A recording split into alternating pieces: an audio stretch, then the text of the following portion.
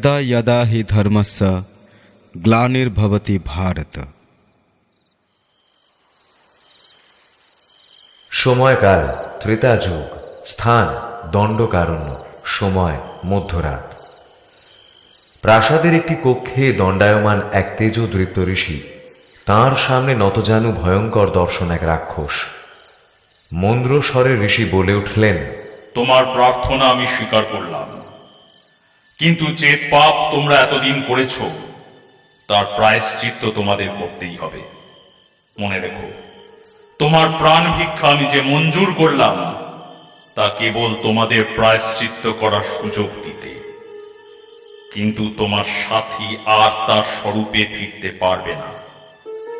সেজন্য আমার ভোক্তাবশিষ্ট মাংসখণ্ড তোমার সঙ্গে রাখো, যাতে তোমার সাথে তার আত্মাও এই ধরিত্রীর বুকে থাকতে পারে। আমি এই কক্ষ থেকে নিষ্ক্রান্ত হওয়া মাত্র তোমাদের শরীর প্রস্তরীভূত হবে, কিন্তু আত্মা মুক্ত থাকবে। তবে তার বিচরণ ক্ষেত্র শুধু এই প্রাসাদের মধ্যে সীমাবদ্ধ থাকবে। এখন ত্রেতা যুগ, কলিযুগের শেষ ভাগ অবধি তোমাদের প্রতীক্ষা করতে হবে।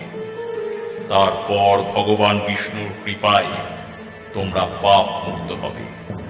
শুধু দুটি সতর্কবাণী মেনে চলবে। এক, তোমাদের এই প্রস্তরীভূত জড় শরীর যেন নষ্ট না হয়।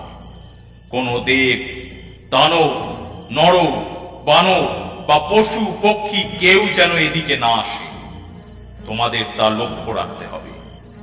দুই, নতুন কোনো পাপাচারে লিপ্ত হবে না। তুমি সম্মত আছো? রাক্ষস সম্মতিসূচক মাথা নাড়ল। উত্তম, অতি উত্তম। রাক্ষসের উপর নিজের কমণ্ডলু থেকে পবিত্র জল ছিটিয়ে দিয়ে মহর্ষি কক্ষ থেকে প্রস্থান করলেন। তাঁর মুখমণ্ডল শান্ত, কিন্তু চোখে আসন্ন কোনো বিপদের ছায়া। প্রাসাদের সীমানা অতিক্রম করেই তিনি আরাধ্য দেবতার উদ্দেশ্যে করজোরে বলে উঠলেন, হে প্রভু, হে চক্রপাণি, হে কমলাপতি, তুমি সর্বজ্ঞ, সর্বগামী। তুমি জানো যে আজ আমি জ্ঞাতসারে এক সত্য এই পাপীদের কাছে গোপন করেছি।